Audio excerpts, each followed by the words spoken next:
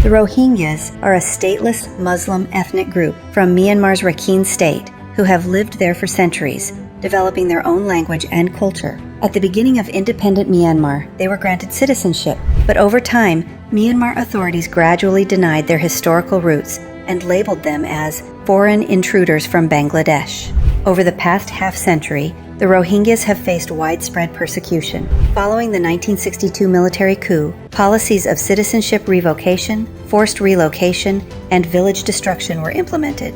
During the 1978 Operation Dragon King, 200,000 Rohingyas sought refuge in Bangladesh.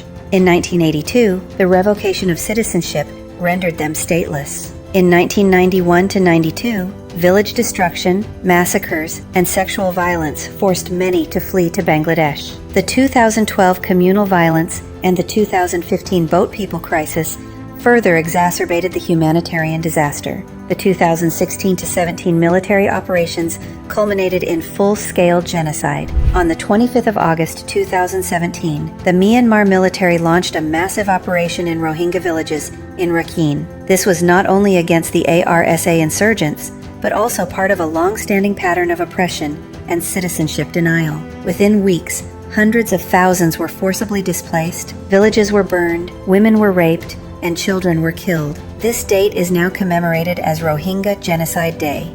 As a result of prolonged persecution, nearly 1 million Rohingyas currently reside in Bangladesh as refugees. Judicial processes addressing the genocide against the Rohingya in Rakhine are ongoing in various international forums. In International Court of Justice, or ICJ, a case filed by the Gambia against Myanmar regarding the Rohingya genocide, the ICJ in 2022 ordered provisional measures. These measures required Myanmar to take urgent steps to halt violence against the Rohingyas, refrain from destroying property or evidence, and submit regular compliance reports to the court. While Myanmar's representatives have occasionally presented arguments, they have failed to provide substantial evidence in their defense. Nevertheless, the judicial process continues to drag on. International Criminal Court, or ICC, on the 14th November 2019, authorized its prosecutor to investigate possible crimes against humanity committed against the Rohingyas. These judicial proceedings remain ongoing.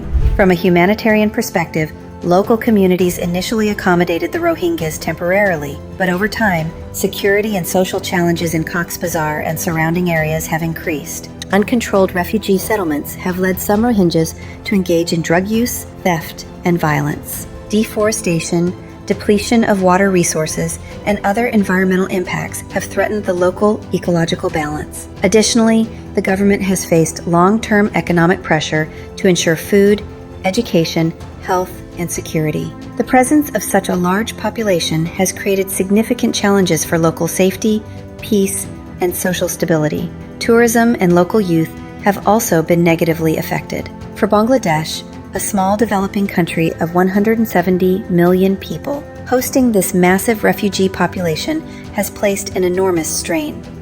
The only sustainable solution to the Rohingya crisis is to ensure their safe, voluntary, and dignified repatriation to their homeland in Rakhine. Their citizenship, independent living, and security must be restored. This is impossible without international pressure, monitoring by human rights organizations, and supportive policies from Myanmar.